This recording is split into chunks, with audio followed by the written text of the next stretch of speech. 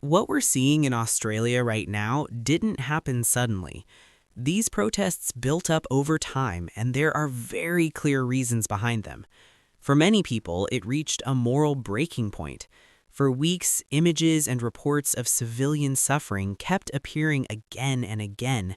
Not just statistics, but repeated scenes of families, children, and ordinary daily life being destroyed.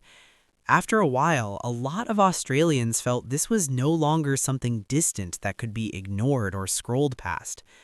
There's also growing frustration with how Australia's government responded. Many people feel the language So-called democracy that punishes peaceful protesters like us, but welcomes a war criminal with open like arms. neutrality and more like avoiding a clear moral position when civilians are being affected. Another important reason is declining trust in official explanations. When government statements don't seem to line up with what people are seeing online from independent footage, doubts naturally grow. That gap between what is said publicly and what is visible on the ground has pushed many Australians to question whether they're getting the full picture.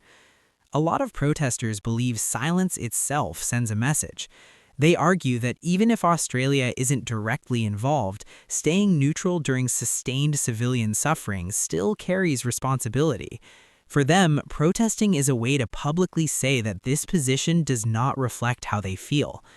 Social media played a major role in turning frustration into action. People didn't wait for next-day headlines or official summaries.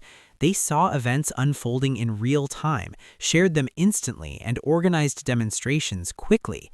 That speed changed how fast emotions translated into people actually showing up on the streets. There's also a clear generational divide shaping these protests. Younger Australians in particular are far less accepting of traditional diplomatic neutrality. They expect governments to speak plainly and directly when civilian lives are involved, not rely on carefully chosen language.